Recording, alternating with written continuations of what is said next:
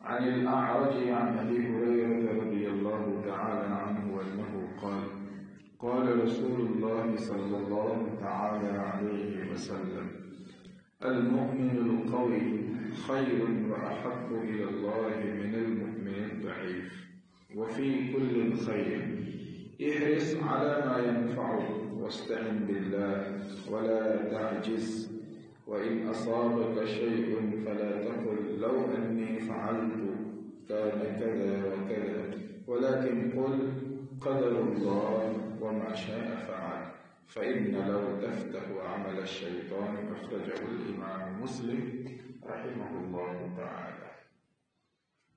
اس حدیث پاک میں بہت ہی اہم ترین اسلامی کچھ اصول کی طرف رہنمائی کی گئی ہے جس سے انسان کو زندگی میں بہت ساری فکروں سے جان چھڑانے کا موقع ملتا ہے اور اطمینان اور سکون والی زندگی وہ گزار سکتا ہے. اللہ کے رسول صلی اللہ علیہ وسلم نے فرمایا کہ طاقتور مومن کمزور مومن کے مقابلے میں اللہ کے یہاں زیادہ خیر والا ہے اور زیادہ پسندیدہ ہے. دو ایمان والے ہوں، ان میں سے ایک طاقتور ہو اور دوسرا کمزور ہو، تو اللہ کے یہاں وہ طاقتور زیادہ خیر والا ہے اور اللہ کو وہ طاقتور زیادہ پسند ہے.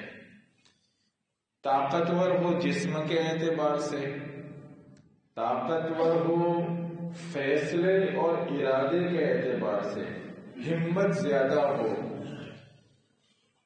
اور حالات پر صبر کرنے میں بڑا مضبوط ہو، فیصلہ ٹھوس لیتا ہو، تو ایسا آدمی دین اور دنیا دونوں اعتبار سے جو کچھ بھی کام کرے گا وہ مضبوط کرے گا، ٹھوس کرے گا، صحیح فیصلہ لے کر جو ہدف اور ٹارگیٹ طے کرے گا وہاں تک پہنچے گا.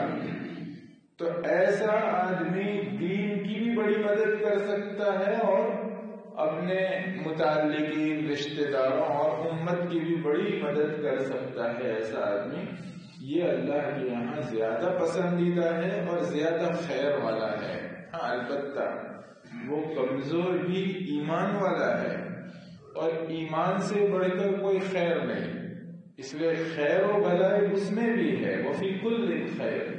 لیکن طاقت والا ہو، عزم و ارادے والا ہو، ہمت و حوصلے والا ہو، تو ایسا آدمی اللہ کے یہاں زیادہ پسندیدہ ہے.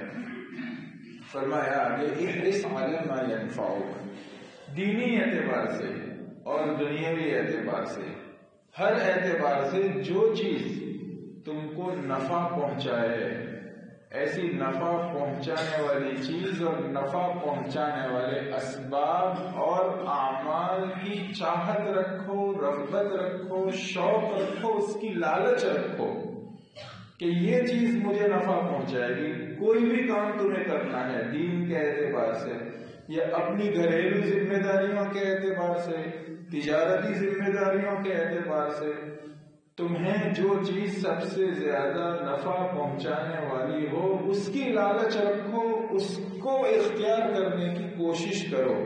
احرص علی ما ینفعک واستعن باللہ.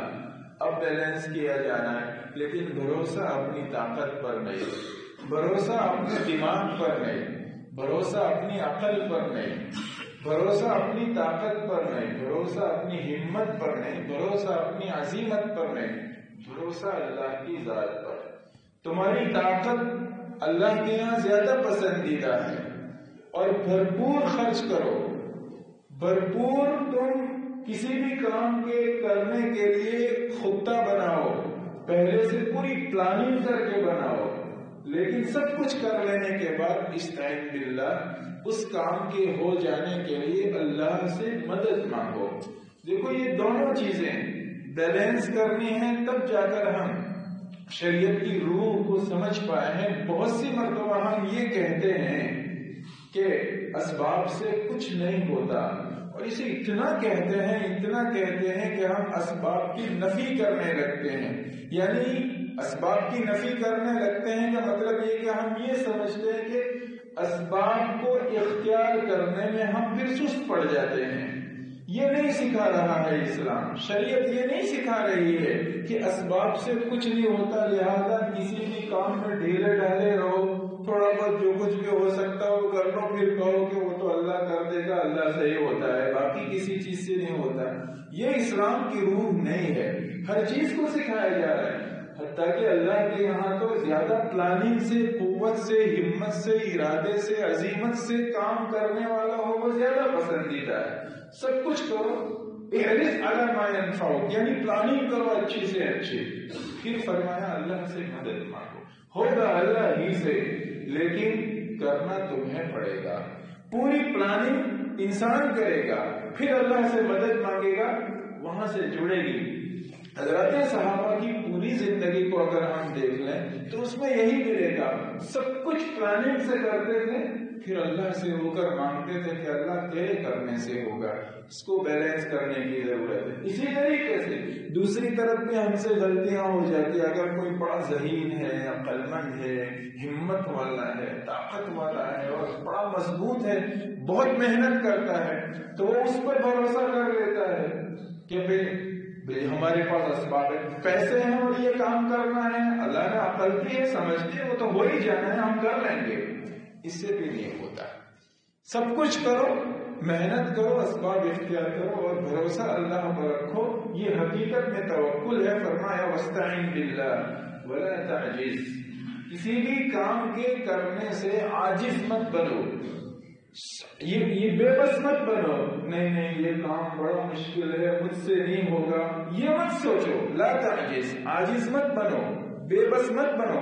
پلاننگ کرو، ہمت رکھو، قوت پیدا کرو، ارادہ کرو اور شروع کرو اور اللہ سے مدد مانگو تو وہ کام ہو جائے گا. لا تعجز. وَإِنْ أَصَابَ، اب پھر سکھایا جا رہا ہے آخر میں، وَإِنْ أَصَابَكَ شَيْءٌ. یہ سب کچھ کر لینے کے بعد بھی تمہاری چاہت کے مطابق نہ ہو، تم نے جو پلاننگ کی تھی وہ فیل ہو جائے، تم نے اللہ سے بھی مدد مانگی سب کچھ، لیکن وہ نہیں ہوا جو تم چاہ رہے تھے. فلا تقل لو انی فعلت کان کذا وکذا. تو پھر یہ مت کہو کہ اگر ایسا کرتا تو یوں ہو جاتا، ایسا کرتا تو یوں ہو جاتا. پھر ایسا مت کہو، اگر ایسا کرتا تو ایسا ہو جاتا، ایسا مت کہو. ولیکن قل، لیکن یوں کہہ دو قدر اللہ، اے ھذا قدر اللہ، یہ اللہ کی تقدیر تھی. وما شاء فعل، اور اس نے جو چاہا کیا. بس یہ کہہ کر نمٹ جاؤ. فإن لو تفتح عمل الشیطان، اس لیے کہ لو یہ اگر مگر کی جو بات کرتے ہوئے شیطان کا دروازہ تمہارے دل میں کھولتا ہے. یہاں بھی ایک بات سمجھنی ضروری ہے. ہم بہت ساری مرتبہ ایسا بھی کرتے ہیں کہ سب کچھ کیا، اس کے بعد ہمارا کام بگڑ گیا، تو پھر یقیناً عقیدے کے اعتبار سے یہی طے ہے کہ جو کچھ اللہ نے چاہا تھا وہی ہوا، اس کے خلاف کچھ نہیں ہو سکتا تھا. ہم اس سے زیادہ پلاننگ کرتے تو بھی وہی ہوتا جو ابھی ہوا ہے. اس کا تعلق ماضی سے ہے، پاسٹ سے ہے، کہ تاکہ پچھلی چیز جو گڑبڑ ہوئی وہ اس کو لے کر اب تم دل پر بہت بوجھ نہ لو. ایسا ہوتا تو یوں ہو جاتا، اب وہ تو ہونے والا ہے نہیں، اور تم اس کو لے کر بیٹھ جاؤ گے جس کی وجہ سے دل پر بہت بوجھ آئے گا. پھر کسی کو اٹیک آئے گا، کوئی پاگل ہو جائے گا، کسی کے دماغ پہ چڑھ جائے گا، پھر آگے جو کام کرنا ہے اس میں اس کا ناش ہو جائے گا. اس لیے اس کا تعلق پاسٹ سے ہے. آئندہ مستقبل میں، آئندہ کی زندگی میں کیا کرنا ہے، اس آئندہ کی زندگی میں پچھلی چیزوں سے سبق حاصل کرنے کے بارے میں اس حدیث میں منع نہیں کیا گیا ہے. بس اتنا حصہ منع ہے. فَإِنَّ لَوْ تَفْتَحُ بَابَ الشَّيْطَانِ، لو اگر مگر شیطان کا دروازہ کھلتا ہے تو اتنا حصہ بولنے کے لیے منع کیا ہے جتنے حصے سے شیطان کا دروازہ کھلتا ہے کہ آدمی دل پر بوجھ لیے چلتا ہے. باقی اس کام میں جو کچھ بھی غلطیاں ہوئی جس کی وجہ سے ہمارے کاموں کی پلاننگ فیل ہوئی، اس سے سبق لینا، اس کا جائزہ لینا، اس کا پورا آپریشن کرنا اور یہ سوچنا کہ کہاں کہاں ہم سے غلطی ہوئی، تاکہ اس سے سبق لے کر، لیسن لے کر ہم آئندہ کی زندگی میں وہ غلطیاں نہ کریں۔ مستقبل کی پلاننگ اس ماضی کی پلاننگ سے، نیکسٹ کی پلاننگ اس پاسٹ کی پلاننگ سے زیادہ بہتر کر سکے، زیادہ بیٹر کر سکے، اچھی کر سکے، اس کے لیے پوری پلاننگ کرنے کے لیے اس کا جائزہ لینا، پورے پچھلے کام کا آپریشن کر کے سوچنا، یہ اچھی چیز ہے۔ اس سے یہ حدیث منع نہیں کر رہی ہے، ہمیں آئندہ کے لیے اچھی سے اچھی پلاننگ کرنے کے لیے سوچنا چاہیے کہ ہم نے فلاں غلطیاں کی تھی، اب اس کو ٹھیک کر لیتے ہیں۔ اس کی وجہ سے ایسا کرنے سے شیطان کا دروازہ نہیں کھلتا ہے، وہ تو ہمارا کام اور اچھا ہو سکتا ہے۔ اس وجہ سے یہ بیلنس کرنے کی ہمیں ضرورت ہے۔ اسباب سے نہیں ہوتا اللہ سے ہے، لیکن اسباب کی راہ سے ہوتا ہے۔ طاقتور مومن اللہ کو زیادہ پسند ہے، اس کے یہاں زیادہ خیر والا ہے۔ ویسے ہر ایک میں خیر ہے، جو کچھ بھی کام کرنا ہو پوری پلاننگ سے کرو، ہمت سے کرو اور اللہ سے مدد مانگو۔ اس کی مدد کے بغیر اچھا کام نہیں بنے گا۔ پھر بھی اگر تمہارا کام فیل ہو جائے تو پچھلے ہوئے کے بارے میں یہ مت سوچو یوں کرتا تو یوں ہو جاتا، یعنی اس کو لے کر مت بیٹھ جاؤ۔ ہاں البتہ اس کا جائزہ لے سکتے ہو تاکہ آئندہ کے لیے اچھے سے اچھی پلاننگ کر سکو۔ اللہ تبارک و تعالی ہمیں اسلام اور شریعت کی صحیح روح سمجھنے کی توفیق و سعادت عطا فرمائے۔ وآخر دعوانا الحمدللہ۔